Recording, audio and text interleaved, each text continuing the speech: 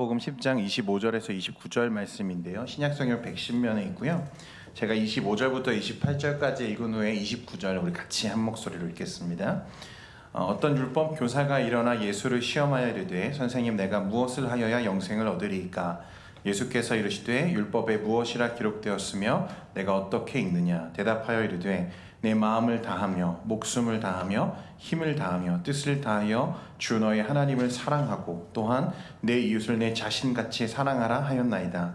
예수께서 이르시되 내 대답이 옳도다. 이를 행하라. 그러면 살리라 하시니 함께 보겠습니다. 그 사람이 자기를 옳게 보이려고 예수께 여짜오되 그러면 내 이웃이 누구니까? 아멘. 반갑습니다, 여러분. 옆에 있는 우리 지체들과 한번 인사하겠습니다. 잘 왔습니다. 네.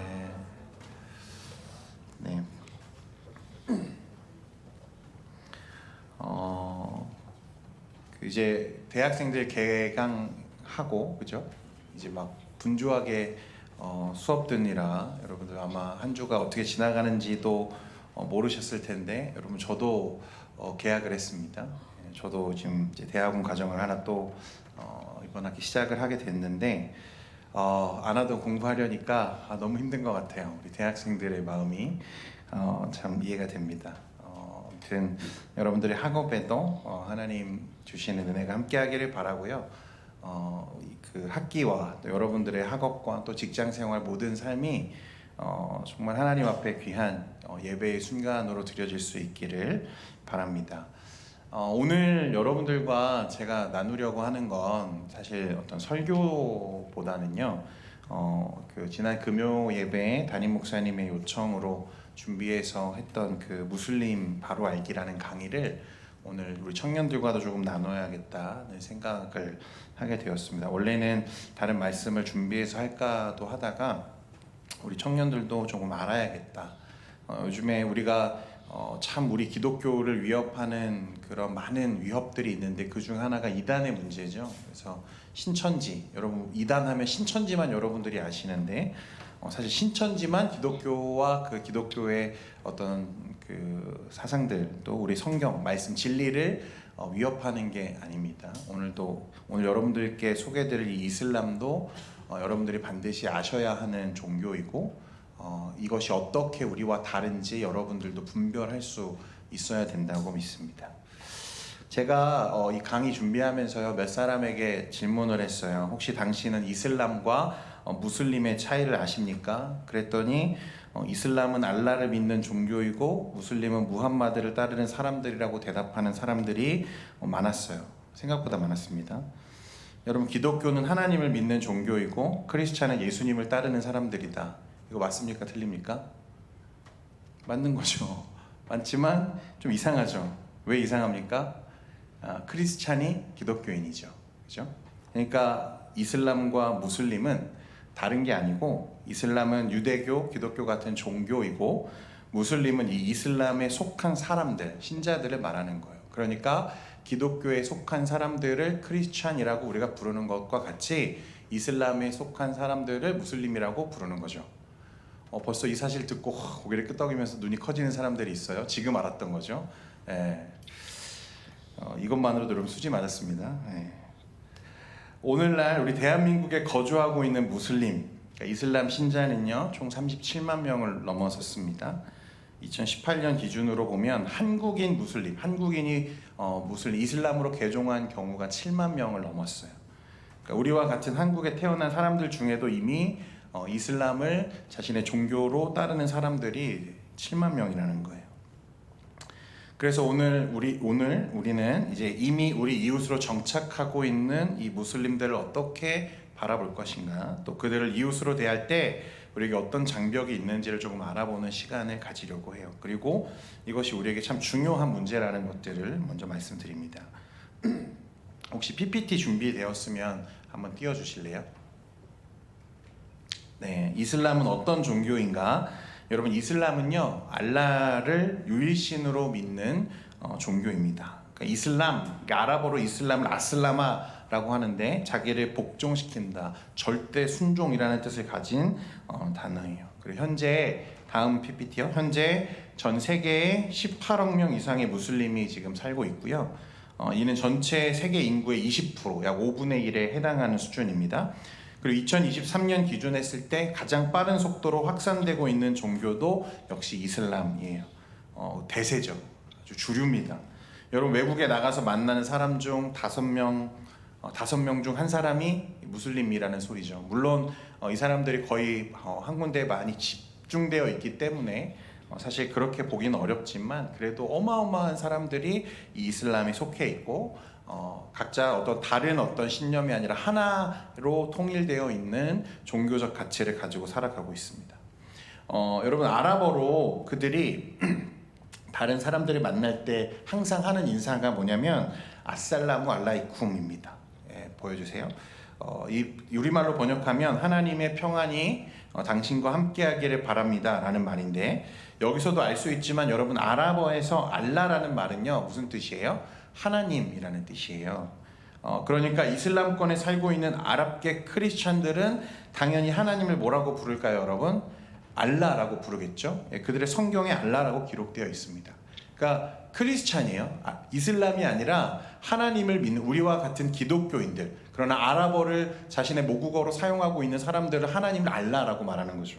그러니까 그들에게 알라와 하나님은 다른 말이 아니에요. 같은 말이라는 거예요.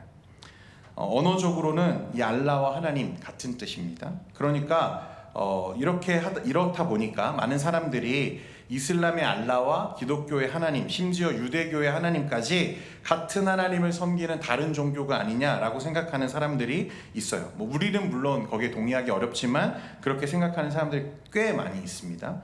그러니까 밖에서 교회를 바라보는 사람들에게는 이슬람의 알라나 기독교의 하나님이나 유대교의 하나님이나 결국에는 거의 비슷한 지역에서 발생한 종교들이니까 다 똑같은 거 아니야 라고 생각하는 거죠. 뒤에서 더 설명하겠지만 여러분 이슬람의 경전이 뭐죠? 꾸란이죠. 꾸란. 이 꾸란은 신구약 성경과 정말 많은 부분이 비슷해요. 등장인물도 비슷하고요. 아브라함, 모세, 예수님도 나오고 많이 나옵니다. 그리고 유일신 사상을 가지고 있죠. 신학적인 체계도 비슷하다는 거예요. 발생 지역과 문화도 공유하는 부분들이 상당히 많습니다.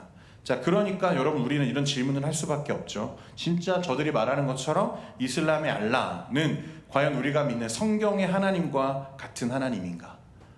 같은 하나님일 수 있는가? 절대 아니라는 거예요. 이렇게 생각하면 쉬워요. 여러분 최윤식 목사님 아시죠? 최윤식 목사님이라고 계세요. 우리 교회 선임 목사님이신데 최윤식 목사 하면 우리 교회는 모두 누구를 먼저 떠올리냐면 우리 최윤식 목사님을 떠올립니다. 근데 인터넷에 최윤식 목사를 딱 치면 우리 최윤식 목사님보다 조금 더 유명한 최윤식 목사님이 나와요. 미래학자 최윤식 목사가 나오는데 최윤식인 건 같죠. 그래서 이 최윤식 목사님께 강의를 요청하는 연락이 종종 오기도 해요. 여러분 실제로. 네. 조만간 우리 최 목사님이 더 유명해지시기를 바래요. 최윤식인 건 같지만 여러분 어때요? 같은 최윤식은 아니죠. 그죠? 이런 거예요. 동명이인이라는 거죠. 그러니까 이걸 어떻게 표현하냐면 신학적으로 어떻게 우리가 표현하냐면 존재론적으로는 같지만 인식론적으로는 다르다는 거죠. 그러니까 이슬람의 알라, 기독교의 하나님, 언어적으로 또 존재론적으로 그가 하나님이라고 하는 것은 같을지 몰라도 우리 하나님과 그 알라가 진짜 같은 인식할 수 있는 그런 하나님인가 라고 했을 때 전혀 다른 문제라는 거예요. 자, 이걸 어떻게 좀 설명을 할 수 있냐면 여러분 이슬람의 알라, 기독교의 하나님 과연 어떤 차이가 있을까? PPT 보여주세요. 네. 이슬람 그들이 말하는 꾸란에 보면요, 이슬람의 알라는 이슬람에 속해 있는 사람들, 그러니까 무슬림과 어떤 관계에 있는가 했을 때 그를 인격적인 관계를 하는 대상으로 묘사하는 구절이 단 하나도 없습니다. 굳이 찾자면 꾸란 50장 19절에 보면 우리는 그의 생명의 혈관보다 더 가까이 있다라고 표현하는데, 이 가까이 있다라는 말은 관계적인 친밀함을 말하는 게 아니라 거리적인 친밀함을 말하는 거예요. 그러니까 그가 알라라고 하는 신이 그 무슬림들과 함께 한다라고 하는 의미는 갖고 있지만 그가 인격적인 관계로 그들과 만나는 신이라고 말하지 않는다는 거예요. 여러분 잘 아시는 것처럼 성경의 하나님은 어떤 하나님이시죠? 우리와 함께 하시죠. 그리고 우리 안에 내주하시는 하나님이십니다. 고린도전서 3장 16절에 너희는 너희가 하나님의 성전인 것과 하나님의 성령이 너희 안에 계시는 것을 알지 못하는, 하나님이 어디 계시다고 말하죠? 우리 안에 계시다고 말씀하시죠. 그죠? 내주하시는 하나님. 내주하실 뿐만 아니라 하나님은 우리와 함께 하시려고 자기 아들 독생자를 이 땅에 보내주신, 우리와 인격적인 관계를 너무나 맺고 싶어 하시는 하나님이시죠. 또 다음 보면, 그래서 알라와 무슬림의 관계는 여러분 꾸란에 보면 늘 주인과 종으로서만 존재합니다. 천지의 모든 것이 종으로서 알라에게 오기 때문이다.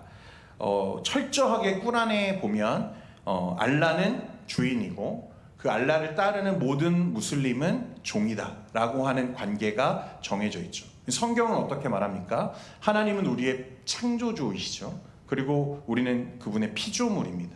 그러니까 어떤 면에서는 하나님이 우리의 주인이시고 우리가 그분의 종이라고 말하고 있지만 성경은 거기서 머무르지 않죠. 어떻게 말합니까? 우리가 하나님의 자녀라고 말하는 거예요.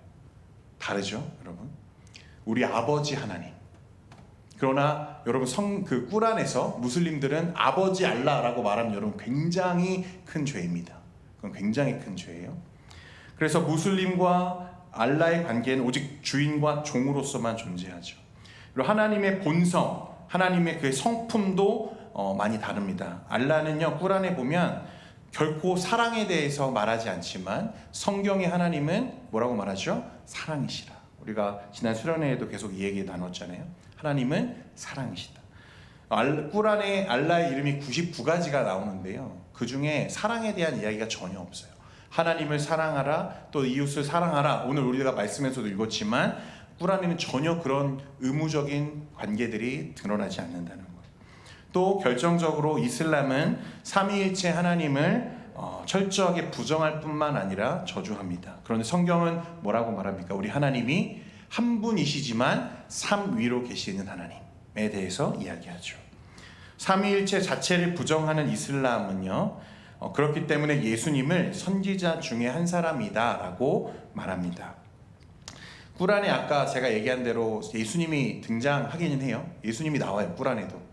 예수님을 근데 어떻게 말하냐면 선지자, 그냥 되게 능력이 뛰어, 우리가 엘리야나 엘리사 선지자를 생각하는 것처럼 능력이 뛰어난 탁월한 선지자였다라고만 말하는 거죠. 꾸란에 그를 존경하고 찬양하는 구절도 있고 여러 가지 그에 대한 어떤 메시아라던가 또 그런 표현들이 있지만 이슬람은 예수님의 신성, 예수님의 하나님의 아들 되심을 인정하지는 않습니다. 그저 명예로운 호칭으로만 이해할 뿐이에요. 자, 그럼 여러분 이제 다시 묻겠습니다. 이슬람의 알라 그리고 기독교의 하나님은 서로 사람들이 말하는 것처럼 같은 하나님입니까? 아직도 이해가 안 되세요? 같지 않습니다. 존재론적으로 그가 하나님이라고 하는 이름을 쓰고 있다고 해서, 그리고 성경의 많은 부분이 꾸란에도 등장한다고 해서, 아브라함이 또 모세가 예수님에 대한 기록이 그곳에 기록되어 있다고 해서 우리가 같은 하나님을 지금 섬기고 있는 게 아니라는 거예요. 그 하나님은 다른 하나님이십니다. 아셨죠, 여러분? 이거 진짜 중요한 문제예요. 성경과 꾸란, 그러니까 우리에게는 하나님의 계시, 성경이 있지만 이슬람에는 꾸란이 있어요. 꾸란은 이슬람의 최고 선지자 무함마드가 그가 40살에 천사를 통해서 전해 들은 이 알라의 계시를 기록한 이 무슬림의 성서입니다. 또 이 꾸란 외에도요, 무함마드의 언행을 기록한 하디스라는 책이 있거든요. 이슬람에서는 꾸란만큼이나 이 하디스가 중요합니다. 그러니까 이슬람에서는 적어도 하디스, 그들의 성서인 하디스와 무함마드의 언행, 말이 거의 동격이에요. 사실은 어떤 면에서는 무함마드의 권위가 성서보다 더 높게 그들은 여기고 있다는 거죠. 이게 그 기독교와 이슬람이 다른 한 부분이고요. 어쨌든 이 꾸란을 이슬람은 유일한 경전으로 이해합니다. 신뢰할 만한 하나님의 말씀, 유일한 하나님의 말씀이다라고 그들은 주장하죠. 그리고 무함마드를 이 알라의 뜻을 마무리한 최고의 선지자라고 그들이 믿습니다. 자, 그런데 여러분, 이 꾸란은요, 사실 무함마드가 직접 기록한 게 아니에요. 그러니까 그가 계시를 받았다고 했잖아요. 계시를 받아서 그가 바로 기록한 게 아니고요. 무함마드가 죽은 이후에, 그러니까 무슬림들이 그의 어떤 그 일생 가운데 기록되어져 있는 것들, 야자수와 동물 뼈와 이런 하얀 돌 같은 곳에 기록해 놓은 어떤 기록들, 그리고 그의 추종자들의 기억을 바탕으로 구성한 책이 꾸란이에요. 그러니까 첫 사본은 무함마드가 죽고 20년 만에 편찬이 됩니다. 그리고 그것마저도 무함마드의 3대 후계자였던 오스만이라고 하는 사람이 있는데, 오스만이 이거 잘못됐다, 그리고 수정해야 된다라고 요구해요. 그리고 수정을 합니다. 인정돼서. 그리고 나서 그 전에 있었던, 그 이전에 있었던 사본들은 전부 불태웁니다. 그러니까 이 꾸란이 무함마드가 받은 알라, 하나님의 최후 계시이다라고 하는 그들의 주장은 처음부터 신뢰할 만한 근거가 전혀 없는 거죠. 이미 이슬람이 형성되기 이전에 AD 4세기에 기독교는 66권의 정경을 확정했습니다. 공의회를 통해서. 우리들은 그 성경을 하나님의 말씀이라고 믿죠. 자, 그런데 이 꾸란을 살펴보면요, 인물, 지역, 그 다음에 어떤 문화적인 어떤 코드들이 성경에 그것들과 비슷한 면이 있다고 했잖아요. 비슷한 부분들이 분명히 있지만 여러분, 사실 그 내용, 그 다음에 결정적인 신학적인 어떤 체계들은 완전히 달라요. 이슬람은 자신들을 이스마엘의 자손이라고 말합니다. 여러분, 이스마엘이 누군지 아세요? 이스마엘이 누구죠? 아브라함이 그 하나님의 약속을 기다리지 못하고 여종 하갈 사이에서 얻은 첫 번째 아들이 이스마엘이죠. 자, 그런데 우리는 성경에서 본 것처럼 누가 아브라함의 후손이고 하나님의 언약의 아들이라고 배웠어요? 이삭이 아브라함의 아들, 하나님의 언약의 그 적장자라고 우리가 배웠죠. 그런데 이슬람은 뭐라고 말하는 거예요? 이 이스마엘이 아브라함의, 그리고 하나님 알라가 택한 아들이다라고 말하고 있는 거죠. 자, 이 꾸란과 하디스에 따르면 이스마엘과 하갈이 아브라함의 배려로 자리를 잡은 곳이 메카라는 지역입니다. 보여주세요. 저기 지도에 보면 그 동그란 빨간색 말고 그 밑에 그 메카라고 하는 화살표 보이시죠, 여러분? 저희가 이제 메카라는 지역인데요. 원래 그 팔레스타인 가나안 땅 지역과 조금 다른 저 그 아라비아 반도에 있는 메카라는 지역이 이스마엘이 자리 잡고 살았던 지역입니다. 꾸란에 의하면 아브라함이 약 60번 이상 꾸란에 기록되는데요. 그 우리가 알고 있는 것처럼 그 아브라함이 갈대아 우르를 떠나서 어디로 가죠? 가나안 땅으로 가죠. 하나님이 약속한 땅, 하나님이 그들을 위해 준비한다고 약속하신 그 땅으로 아브라함이 가잖아요. 그런데 꾸란에는 그런 말씀이 없어요. 아브라함이 가나안 땅에 가지 않았고 이 이스마엘과 함께 어디로 갔냐면 이 메카로 갔다고 말하는 거예요. 자, 그래서 이 메카에 이스마엘과 아브라함이 카바 신전을 세우고요. 그곳에서 살다가 아브라함이 죽습니다. 성경의 내용과 많이 다르죠. 여러분, 저 옆에 오른쪽에 보시면 저게 메카에 있는 카바 신전이고요. 잘 보이실지 모르겠는데 검은색 점들이 다 사람이에요. 그러니까 저기가 이슬람의 되게 중요한 성지 중 하나입니다. 저 그 메카, 그리고 그 위에 빨간색 동그라미 쳐져 있는 메다니, 그리고 우리가 잘 알고 있는 예루살렘까지 해서 이슬람의 3대 성지거든요. 메카는 아브라함의 매장지이고 카바 신전이 있는 이슬람이 형성된 시작된 지역이어서 성지이고요. 두 번째 메다니는 그 무함마드, 아까 얘기했던 최고의 예언자 무함마드가 매장된 곳이 메단입니다. 그리고 예루살렘은 왜 그러면 그들에게 성지일까? 이 무함마드가 승천한 곳이 예루살렘이라고 사람들이 알고 있어요. 그래서 이곳이 세 가지, 예루살렘, 메다니, 메카, 이 세 곳이 이슬람의 성지입니다. 그래서 저들의 그 절기 때마다 저 카바 신전에 저렇게 구름대 같이 모여가지고 예배를 드리고 있는 거예요. 자, 그리고 그들의 꾸란에 보면 이제 아브라함이 이 메카 지역에서 이스마엘과 살다가 죽었다고 했잖아요. 그래서 이 메카가 굉장히 중요한 지역인데 이 메카에서 후에 누가 태어나냐면 무함마드가 태어납니다. 메카에서. 이 메카라는 지역에서 최후의 선지자가 태어나는 거죠. 그리고 마흔이 된 무함마드가 동굴에서 자고 있을 때 천사를 통해서 그때 알라의 계시를 받게 되는 거예요. 그 계시의 마지막 음성이 너를 알라의 사도로 임명한다라는 음성이었습니다. 그러니까 집으로 돌아온 무함마드가 아내에게 이런 사실을 막 얘기했어요. 당시 무함마드의 아내는 큰 대상이었거든요. 엄청난 그 큰 무역상이었어요. 15살 연상이었는데 이 아내에게 누가 있었냐면 당시 기독교 이단으로 정죄되었던 저 아라비아 반도에서 활동하던 에비온파의 사제였던 빈 나우팔이라는 사람이 사촌이었어요. 그러니까 무함마드 그리고 그의 아내 그리고 그 아내의 사촌 지금 이렇게 연결되는 거죠. 그러니까 무함마드가 계시를 받고 아내에게 이야기하고 그 아내가 자신의 사촌이었던 그 이단 종교의 사제였던 빈 나우팔이라고 하는 사람에게 가서 이런 사실들을 들려주는 거예요. 그랬더니 그가 뭐라고 말하냐면 무함마드에게 나타난 사람이 천사가 모세에게 말했던 천사 가브리엘이 분명하다고 말하는 거죠. 그리고 무함마드야말로 우리 민족을 그러니까 이스마엘의 후예를 자처하는 저 메카 지역에 자리 잡고 있는 자신들을 구원할 유일한 예언자라고 말합니다. 그러니까 실제로 무함마드를 이슬람의 창시자로 최후적인 예언자로 올려놓은 사람은 그 아내 카디주와 빈 나우팔 이 두 사람이었어요. 그러니까 여러분 듣기에도 어떠세요? 성경을 잘 알지 못하는 우리가 보기에도 뭔가 되게 인위적이고 자기적인 어떤 느낌들이 들지 않습니까? 그러니까 무함마드를 그런 위치에 예수님과 같은 모세와 같은 자리에 올려놓기 위해서 지금 성경을 가지고 온 게 아니고 성경의 이야기들을 자기 마음껏 조작하고 지금 왜곡하고 있는 거예요. 그러니까 실제로 꾸란을 자세히 보면요, 여러분 이게 너무 조잡해서 앞뒤가 안 맞는 부분들이 너무 많다는 거예요. 여기서는 이렇게 말하고 저기서는 저렇게 말해요. 그 중에 얘가 하나 뭐냐면 예수님의 십자가 구원에 대해서 어떤 부분에서는 인정하는 말을 해요. 또 어떤 부분에서는 그것을 부정합니다. 그러니까 여기서 얘기가 다르고 저기서 얘기가 달라요. 이런 이야기들, 이런 모순들이 너무나 많아요. 그렇다 보니까 여러분 이슬람이 어떻게 주장하기 시작하냐면 꾸란은 그냥 읽으면 안 되고 이게 계시이기 때문에 그 진위를 알 수가 없고 반드시 해석을 통해서만 그 의미를 알 수 있다고 말하기 시작해요.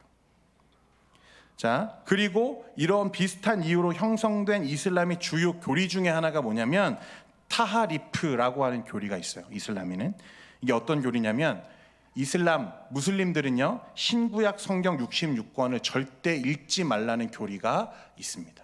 그들의 꾸란에. 왜 읽지 말라고 말하냐면 구약 성경은 유대인들에 의해서 변질되었고 신약 성경은 기독교인들에 의해서 변질되었다. 그러니까 자신이 무함마드가 받은 이 꾸란만이 알라 하나님의 유일한 말씀이다라고 그들이 말하는 거예요. 자, 여러분 이거 어디서 많이 보던 모습들 아닙니까? 그렇죠? 이거 되게 비슷한 이단이 있죠. 우리가 앞에서 얘기했던 신천지만 봐도 여러분 어떻습니까? 신천지는요 개역 한글 번역 성경만 하나님의 말씀이라고 말합니다. 그렇죠? 여러분 아세요? 이거 모르세요? 그들은 개역 한글 성경만 성경이라고 말해요. 개역 개정은 안 돼요. 왜 개역 한글만 되고 개역 개정은 안 될까요, 여러분? 그들이 말하는 비유풀이, 짝풀이가요 개역 한글 성경으로 형성됐기 때문에 개역 개정 성경으로 보면 그 짝풀이가 안 맞는 거예요. 단어가 다르거든요. 그러니까 개역 한글 성경만 진짜 성경이고 개역 개정은 하나님의 말씀이 아니라고 말해요. 다른 번역은 하나님의 말씀이 아니라는 거죠. 자, 또 신천지는 이 말씀을 직접 받은 사람이 있죠. 누굽니까? 이만희. 그죠? 하나님이 이만희를 특별한 자로 보혜사로 보냈다고 말하죠. 그리고 그들은 기성교회와 그들이 말하는 성경이 현재 개신교 목사들에 의해서 왜곡되고 변질되었기 때문에 그 성경으로는 구원의 진리에 도달할 수 없다고 말하는 거예요. 여러분 그러니까 이슬람이 말하는 거 무함마드가 받은 알라의 계시가 최후의 예언이라고 말하는 것과 신천지가 이만희가 받은 그의 계시가 최후의 진짜 진리라고 말하는 것과 어때요, 여러분? 똑같죠. 그죠? 그리고 무함마드, 그 알라의 계시를 받은 무함마드는 굉장히 특별히 하나님이 세운 선지자이고 이만희, 하나님이 그를 보혜사로 보내셨다고 신천지가 말하잖아요. 그러니까 이게 여러분 이단들의 종특인 거죠, 종특. 동일하게 모든 이단들에서 발견되는 모습이 이런 거예요. 하나님의 말씀, 하나님의 성경에 도전하면서 하나님의 성경의 권위를 스스로 깎아내리고 자신들이 만들어 놓은 교리를 앞세우기 위해서 그렇게 조작하고 왜곡하는 거예요. 자, 무슬림이 철저하게 성경을 배척하고 이 꾸란을 알라, 하나님의 계시로 믿도록 강요하는 이유는 사실상 그 꾸란이 너무나 많은 오류와 허구임을 스스로 인정하는 것과 같아요. 여러분, 한마디로 이슬람은 성경의 권위에 도전하는 종교입니다. PPT 보여주세요. 종교개혁자 칼빈은 그래서 무함마드를 어떻게 말했냐면 배교자, 이단자라고 정의했고 악마적인 흥미 위에 이슬람 종교가 세워져 있다고 말했어요. 또 다른 종교개혁자 블링건은 이슬람에 관한 책을 쓰는데 그 책에 의하면 꾸란의 기원은 하나님이 아니라 이슬람의 예언자 무함마드 자신이므로 이슬람을 기독교 이단으로 그가 정죄합니다. 또 여러분들 잘 아시는 루터는요, 만약 우리가 이슬람으로 간다면 우리는 사탄에게로 가는 것이다. 만약 우리가 교황주의자들 가운데 머문다면 우리는 지옥으로 가는 것이다 라고 말했어요. 그러니까 성경으로 다시 돌아가자 말했던 종교 개혁자들은 모두 이 이슬람에 대해서 어떻게 보고 있습니까? 악의적인 이단이다 라고 정의하는 거죠. 자, 그러면 여러분, 우리도 한번 생각해 봐야 되잖아요. 그럼 우리 성경은 정말 하나님의 말씀일까? 저들은 우리의 성경이 유대교에 의해서 또 기독교에 의해서 변질되었다 그렇게 말하는데 이게 정말일까? 여러분, 우리 물론 성경 66권의 진본을 우리가 가지고 있을까요? 안 가지고 있을까요? 우리는 진본이 없어요. 그렇죠? 여러분들이 가지고 있는 성경은 쉽게 말하면 사본과 사본, 이 성경을 필사한 사본과 사본을 추적해서 무엇이 정말 하나님의 원본, 말씀과 가장 흡사할까라고 하는 어떤 추적해가는 과정들을 통해서 형성된 성경이 우리가 가지고 있는 성경입니다. 그러니까 사실상 우리가 진본을 가지고 있지 않기 때문에 이게 정말 하나님의 말씀이야, 오류가 없는 하나님의 말씀이야 라고 하는 건 여러분 무리가 있어요. 진짜로 번역상의 오류도 있고요, 우리가 가지고 있는 그 번역들마다, 그래서 개역 개정 다르고 개역 한글 다르고 NIV, 킹제임스 버전 다 달라요 여러분. 그렇지만 그러면 그것이 하나님의 말씀이 아닌 건가? 여러분, 그렇게 이해할 수는 없어요. 한 가지 사건이 있었는데 1947년에 사해바다 근처에서요, 어린아이가 술래잡기하고 놀다가 한 동굴을 향해서 돌멩이를 던졌습니다. 그런데 돌멩이를 던졌는데 항아리 깨지는 소리가 들렸어요. 쨍그랑. 거기서 뭐가 발견되냐면 양피지와 우피지에 기록된 성경 사본이 발견됩니다. 이게 사해 사본이에요. 여러분, 우리가 그 AD 4세기에 종교 협의를 통해서 66권의 정경을 확립했잖아요. 확립하고 나서 그 성경이 정말 하나님의 말씀인가, 사실 그거를 확인할 방법이 별로 없었는데 이 47년 사해바다에서 발견된 사본은 그것보다 훨씬 더 오래된 사본들이었어요. 그래서 여러분, 근데 우리가 가지고 있는 66권의 성경과 새롭게 발견된 가장 오래된 이 사해 사본을 비교해 보니까 그 내용이 달라요? 달랐을까요? 안 달랐을까요? 다르지 않은 거예요. 거의 흡사해요. 물론 조금씩의 그 관점과 주석들이 조금 다른 부분들은 있어요. 하지만 성경 66권이 정경임을 바라는 여러 사본들의 견해, 그리고 그 권위를 놓고 봤을 때 이것으로 우리가 충분히 하나님의 말씀과 진리에 다가설 수 있다는 것이 확인되는 거죠. 그러니까 저들이 말하는 것처럼 성경은 사실상 변질되거나 또 그것이 그 내용이 중간에 바뀌거나 한 적이 있다 없다? 없다는 거예요. 자, 여러분, 우리가 가진 성경 66권은 하나님이 그 성경을 기록하게 한 사람들의 손을 붙잡으시죠. 성령으로 감동하셔서 그 말씀에 오류가 없게 기록하셨어요. 우리가 가진 성경은 하나님의 말씀, 하나님의 계시, 하나님의 진리라고 하는 사실을 여러분들이 확고하게 이제 믿으셔야 돼요. 그러니까 주변에 이 말씀을 가지고 장난치는 이단들이 너무 많아요. 그런데 이 성경 말씀, 이 성경으로 부족하다고 말하는 사람들, 그래서 무언가 다른 해석이 필요하고 뭔가 보탬이 필요하다고 말하는 사람들은 전부 이단이에요. 여러분 이해하시죠? 성경 말씀만으로도 여러분 우리가 하나님의 구원의 진리에 다다르기에는 충분하다라고 하는 사실 여러분 확실히 견지하셔야 돼요. 그래서 누군가가 와가지고 야 성경 공부하자. 너네 성경 그거 그렇게 해석하면 안 돼. 이런 해석이 좀 필요해라고 말하는 것들은 전부 이단이에요. 네, 벌써 54분인데 절반밖에 못했어요. 그러면 왜 우리는 기독교, 이슬람을 이제 알아야 될까? 여러분 이슬람과 기독교의 그 감정적인 적대 관계는 여러분들이 잘 아실 거예요. 이거는 하루 이틀 된 게 아니고요. 역사상 수많은 사건들, 뭐 십자군 전쟁 같은 것들이 대표적인데 이슬람과 기독교의 갈등은 굉장히 오래됐습니다. 그래서 사실 서로를 되게 미워해요. 얼마나 미워하냐면 여러분 그 다들 아시는 그 미국의 월드 트레이드 센터의 테러가 있었죠, 그렇죠? 9.11 테러라고도 하는데. 대표적인 이런 사건들이 이런 거죠. 그리고 9.11 테러가 있고 나서 910일 되던 날에 스페인 마드리드에서 테러가 일어나죠.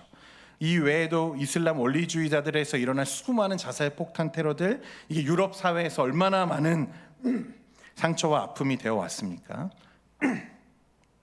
지금도 이슬람권 국가들에서 자행되는 기독교를 향한 탄압과 핍박이 너무나 극심하죠. 지금도 너무 많은 크리스천들이 이슬람권에서 믿음을 지키고 살아가다가 죽고 다치는 일이 빈번하게 일어납니다. 그러니까 왜 그들은 이렇게 폭력적일까? 물론 우리도 그 부분에서 자유할 수 없죠. 십자군 전쟁을 일으키고 무슬림들을 학대한 이력이 있고 종교 재판과 같은 이런 이력들을 통해서 다른 종교를 탄압한 역사가 있죠. 기독교도. 물론 카톨릭이지만 그런 기독교로부터 우리가 종교 개혁을 부르짖고 개신교가 다시 세워졌지만 어쨌든 그 역사를 우리가 부정할 수는 없습니다. 그런데 왜 이렇게 그런 갈등과 어떤 전쟁과 핍박이 오늘날까지 지금 이어질까? 여러분 이거는 이슬람의 교리 지하드 때문에 그렇습니다. 이슬람교를 전파하기 위해서 이슬람 교도에게 부과된 종교적인 의무, 그들은 이 지하드, 성전이라고 부르는데 성전을 통해서 이슬람, 자신들의 세상을 세우는 거, 그러니까 온 세상을 무엇으로 바꾸는 거? 이슬람으로 바꾸는 게 그들의 목표예요. 이슬람의 유일한 18억 명이 가지고 있는 동일한 목표가 뭐냐? 이 땅을 이슬람화하는 거예요. 그래서 기회가 되면 다른 나라 또 다른 민족들에 들어가 섞여 살면서 이슬람을 계속해서 세워가고 그들 뜻대로 되지 않을 때는 전쟁과 테러와 협박과 이런 것들을 통해서라도 그들의 이슬람을 세워야 된다고 믿는 사람들이 이슬람입니다. 자, 이런 서로의 냉대와 감정의 대립 속에서 외면하는 사이에요. 1930년대에 2억 3천 명을 헤아리던 무슬림이 2020년 기준으로는 17억 명을 넘어섰고 2030년이 되면 22억, 그리고 2050년이 되면 27억이 될 거라고 해요. 그래서 사람들이 뭐라고 말하냐면 어떤 종교가 진짜인지는 모르지만 이 세상이 끝날 때까지 종교가 남아있는 종교가 하나가 있다면 그건 이슬람일 거다라고 말해요. 그러니까 여러분 이 이슬람이 확장되고 성장해가는 이 성장률을 여러분들 주목하셔야 돼요. 반대로 지금 서구 교회와 한국 교회는 어떻게 되고 있어요? 너무나 빠르게 그 수가 감소하고 있죠. 반대로 이슬람은 너무나 빠르게 팽창해져 가요. 자, 그러면 이슬람은 왜 이렇게 빠르게 계속 번성할까? 제가 저희 그 총신대학교 교수님 중에 그 이슬람을 전공하시는 분이 계시는데요. 그분이 말하기를 첫째가 다산, 둘째가 결혼, 셋째가 개종에 있다고 말합니다. 여러분 이슬람은 다산이 교리로 정해져 있어요. 모하메드가 쿠란에 자녀를 많이 낳아서 이슬람을 번성케 하라라고 말했거든요. 그래서 그 말대로 모든 무슬림들은 다산을 가장 중요한 순종의 말씀으로 받습니다. 그래서 이슬람 국가는 피임이 죄예요. 피임하면 죄입니다. 잡혀가요. 그리고 낙태는 당연히 있을 수 없는 일이죠. 그래서 이슬람권 국가들은 평균 출산율이 4.7명이 넘어요. 우리나라 몇 명이죠, 여러분? 0.7명이에요. 0.7명. 몇 배예요? 네, 한 8배가 넘어요. 우리 한 명의 기독교인이 태어날 때, 기독교인은 아니죠, 한 명의 한국인이 태어날 때 이슬람은 7명씩 태어나는 8명씩. 그리고 이건 한 남자와 한 여자를 기준했을 때 평균이고요. 아시다시피 이슬람은 일부 다처제를 지향하죠. 한 남자가 4명의 여자와 결혼할 수 있고 8살만 되면 여자는 결혼할 수 있습니다, 여러분. 근데 왜 4명이고 8살인 줄 아세요? 이 무함마드가요 4명의 아내를 두었습니다. 그리고 무함마드의 제일 어린 아내가 6살에 그 아이를 데리고 와서 기다렸다가 8살이 되었을 때 그와 결혼을 했어요. 이게 이슬람이에요. 오늘날로 따지면 사실 무함마드는 뭐예요? 소아성애자예요. 소아성애자. 그런데 이게 이슬람의 교리라는 거죠. 그래서 이슬람은 여러분 말로 할 수 없는 여성 탄압과 핍박이 오늘날 버젓이 자행되죠. 히잡 아시죠? 히잡. 여성들은 여러분 자신의 신체를 눈 말고는 드러내지도 못해요. 이슬람에는.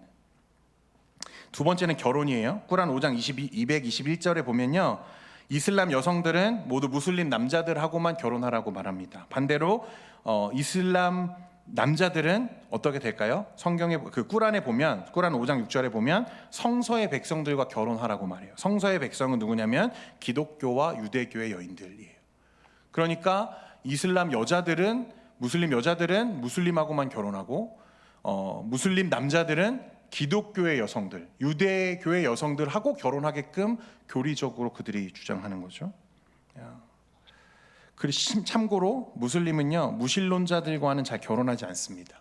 꾸란에 보면 어떤 개념이 있냐면, 그 알라를 따르는 무슬림은 1등 뭐라 그러죠? 시민. 그리고 기독교와 유대교는 2등 시민. 그리고 무신론자들은 하피르라고 해서 가장 천한 사람들로 여겨요. 그러니까 무슬림들은 무신론자들하고는 잘 결혼하지 않습니다. 그러니까 그들의 정책, 그들의 포교 활동의 주 타겟은 기독교죠. 기독교를 무너뜨리는 게 그들의 가장 중요한 사업 업적이에요. 여러분, 그 최근에 어떤 일이 있었냐면요, 이슬람에는 타키아라는 교리가 있어가지고요, 거짓말이 허용이 됩니다. 이슬람은 누군가의 생명을 구하기 위해서, 평화 또는 화해에 영향을 끼치기 위해서, 또 여성을 설득하기 위해서, 누군가를 이슬람으로 개종시키기 위해서는 거짓말이 허용돼요. 실제로 한국 교회에 어떤 일이 있었냐면, 한 교회에 있었던 일인데, 직분자의 자녀가 중동에서 온 부자 청년과 결혼을 했습니다. 그러니까 이슬람인 건 그가 알았는데 이미 관계가 깊어져 있었기 때문에 반대할 수가 없었어요. 결혼하고 당연히 그가 사는 본국으로 돌아갔죠. 가보니까 어때요, 여러분? 4번째 부인이에요. 네. 결혼할 때는 전혀 이것들을 말하지 않아요. 결혼하고 돌아가 보니까 4번째 부인이에요. 4번째. 그리고 그를 감금하고 여권을 빼앗아서 감금하고 세뇌하기 시작합니다. 이런 일들이 당연하게 일어나는 게 이슬람이에요.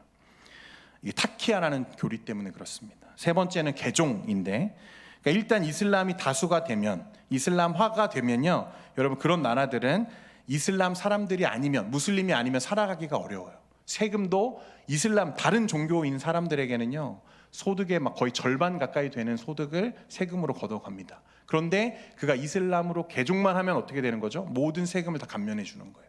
그리고 고위 공직자가 되기 위해서는 반드시 무슬림이어야 해요. 이런 게 이슬람 국가들의 지금 체계예요. 그러니까 일단 그 나라가 이슬람화가 되면 이후에는 무슬림이 아니고서는 그 땅에서 살 수가 없게 되는 거죠. 그들의 활동이 반세기에서 한 세기만 지나도 무슬림 인구는 걷잡을 수 없이 많아집니다. 결혼, 다산, 이런 세금 정책들 막을 수가 없죠. 그리고 말했지만 이슬람의 포교 정책은 명백하게 우리 기독교를 향해 있어요. 여러분, 요즘에도요, 이태원 같은 데 가면요, 이 무슬림들 진짜 많습니다. 이슬람 사원도 있고 기독교 처도 막 200개나 있고. 여러분, 이 이슬람이 지금 한국에 몰려오고 있어요. 너무나 빠르게 증가해요. 경계해야 됩니다.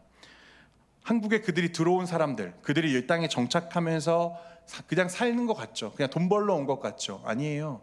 그들의 목적은 한국 교회와 기독교를 향해 있어요. 여러분들이 타겟이에요.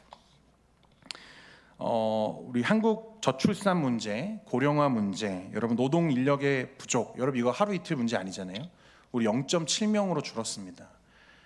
진짜 이거 어떻게 해결해야 될지 진짜 감이 안 오죠. 결혼도 안 하고 또 아이도 안 낳고. 이렇다 보니까 나라에서는 어떤 정책들을 펼 수밖에 없습니까? 다문화 정책을 펼 수밖에 없죠. 포용이라고 하는 것들을 가치로 내세워서 지금도 활발하게 진행되고 있어요. 더 많은 외국인들이 한국에 들어올 거고 이슬람들이 쉽게 우리나라에 정착하게 될 겁니다. 사실 이게 유럽도 이런 식으로 시작됐거든요. 그런데 그렇게 하나 둘 들어온 이슬람이 자리를 잡기 시작하고 세력을 넓혀가기 시작하니까 그게 너무나 큰 문제들이 되는 거예요. 자, 그러면 이제 우리는 이슬람을 어떻게 대해야 될까? 이제 결론인데요. 아까 우리가 누가복음 말씀 읽었잖아요.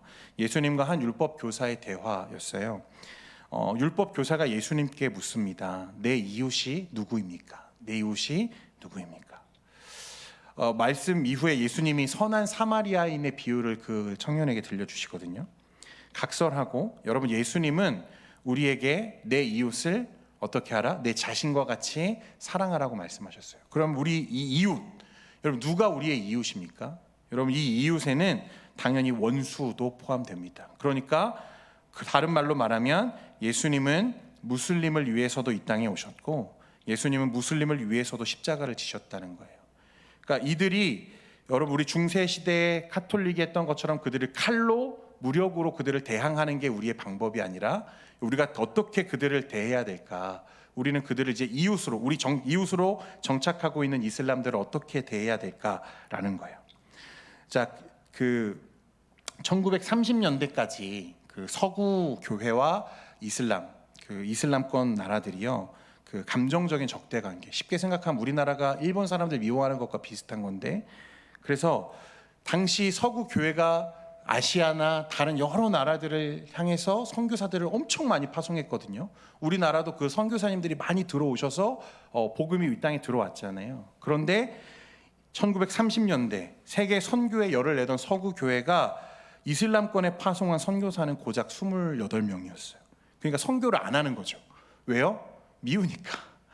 일본 가서 선교하라고 하면 여러분 사실 마음이 좀 불편하죠. 그런 것과 비슷한 것 같아요. 그런데 최근에 많은 선교사님들이 이슬람권에 지금 들어가고 있습니다. 한국에서도 많이 들어가고 있는데 놀라운 열매들이 막 보고가 돼요. 듀에인 알렉산더 밀러라는 박사님의 논문에 의하면 1960년대부터 2010년까지 이슬람에서 기독교로 개종한 인구가 1,000만 명이 넘고요. 그리고 데이빗 게리슨이라는 분의 연구에 의하면 2000년 이후 23년간 약 800만 명의 무슬림이 기독교를 받아들였습니다. 이슬람 1400년 역사 속에 이렇게 많은 무슬림이 기독교로 개종한 역사는 단 한 번도 없었어요. 지금 역개종이 지금 막 시작되는 거죠. 이게 너무 이상해서요, 미국의 한 신학교가 한 가지 연구를 진행했습니다. 플러 신학교였는데 기독교로 개종한 무슬림 700명을 대상으로 10년을 추적했습니다. 보통 개종하고 10년이 지나야 진정한 개종이라고 우리가 보는데 700명이 말하는 개종한 이유를 종합해 보니까 3가지 정도의 원인이 있다는 걸 알았어요. 첫 번째는 그들이 개종한 이유가 이슬람권에 들어온 선교사들, 그리고 독실한 크리스찬, 기독교인들의 삶에 감동받아서 개종하게 되었다는 거예요. 두 번째는 파워 엔카운터, 능력 대결이죠. 그러니까 영적인 전쟁이 엄청나게 심하게 지금 그 땅에서 일어나고 있는데, 놀랍게도 개중에 선교사가 단 하나도 나가 있지 않은 지역에서도 기독교인이 일어나고 개혁교회가 일어나는 일들이 보고되고 있어요. 선교사가 나가지 않았는데, 그들에게 복음을 전해주지 않았는데 그들이 어떻게 그리스도를 알고 복음을 알게 될까요, 여러분? 이게 미디어의 영향일 수도 있고요, 아니면 하나님의 그 성령의 강력한 역사들이, 그 영적인 전쟁들이 지금 이슬람권에 일어나고 있는 거죠. 마지막으로 뭐냐면 이슬람에 대한 회의. 여러분, 이슬람 원리주의자들, IS라고 하죠. 그들이 얼마나 많은 잔인한 테러들을 자행했습니까? 특히 여성들을 향한 잔인한 학대들, 그리고 아무렇지 않게 일어나는 아동 인신매매. 이슬람권은 범죄율이 엄청나요. 여러분, 이탈리아가 굉장히 그 무슬림화가 많이 진행되었는데, 이슬람화가 많이 진행되었는데, 이탈리아에 있는 그 범죄자 중에서요 30%가 무슬림이래요. 대부분 무슬림들이 들어오면 이런 범죄를 쉽게 저지르는 거죠. 이게 그들 스스로 종교에 대한 회의를 느끼게 하는 거예요. 이게 도대체 어떻게 되먹은 종교인가? 그러니까 지금이 사실 가장 그들을 향해 복음 전하기 좋은 때가 되었다라고 우리 선교하시는 선교학자들이 그렇게 보고하고 있습니다. 여러분, 결론입니다. 이슬람은 이제 우리 이웃으로 정착하고 있고요, 피할 수 없는 사회 현상이 될 겁니다. 그럴 때 여러분, 우리는 흔들리지 않는 이 복음, 말씀, 진리를 종교개혁자들과 같이 다시 세워가야 할 때예요. 여러분, 그 이슬람이 마음 먹고 이슬람화를 향해서 선포하고 달려들었는데 실패한 사례가 2가지 있대요. 하나는 스페인은 이슬람화, 되게 많은 시간 이슬람 국가에게 짓밟히고 공격을 받았는데요. 200년 이상 가까이 그런 시간들이 있었지만 전혀 이슬람화되지 않은 사례라고 해요. 그리고 또 한 가지가 언제냐면 종교개혁의 시대입니다. 칼빈, 루터, 쯔빙글리 말씀으로 돌아가자라고 외쳤던 그 개혁자들이 교회를 말씀 위에 세우고 진리를 세울 때 이슬람들이 들어오지 못하는 거죠. 성공하지 못했다는 거예요. 여러분, 한국 교회도 이제 준비해야 돼요. 대비해야 됩니다. 이 쏟아져 들어오는 이슬람도 기독교를 향해서 명백하게 도전해 올 텐데 여러분 깨어서 기도하고 말씀에 세워지는 저와 여러분 되기를 원합니다. 긴 강의 들어주셔서 여러분 감사하고 여러분들이 이제 조금 신천지뿐만 아니라 이슬람도 우리 눈앞에 닥쳐온 문제로 인식하고 이렇게 고민하는 저와 여러분 되기를 원합니다. 제가 잠깐 기도하겠습니다. 하나님 감사합니다. 오늘 이 무슬림에 대해서 이슬람에 대해서 우리 청년들과 많은 이야기들을 나누었습니다. 하나님 이미 우리 주변에 다가온 이 현실적인 문제들 기독교를 향한 이 강력한 이슬람이라고 하는 도전들 하나님 이 앞에서 정말 하나님의 말씀과 교회를 바로 세우고 또 주님의 나라 또 주님의 복음을 가지고 그들에게 나아가는 우리가 될 수 있도록 은혜 베풀어 주옵소서. 예수님의 이름으로 기도합니다. 아멘. 우리 이 시간에 준비한 예물 드리면서 하나님께 나아가길 원합니다.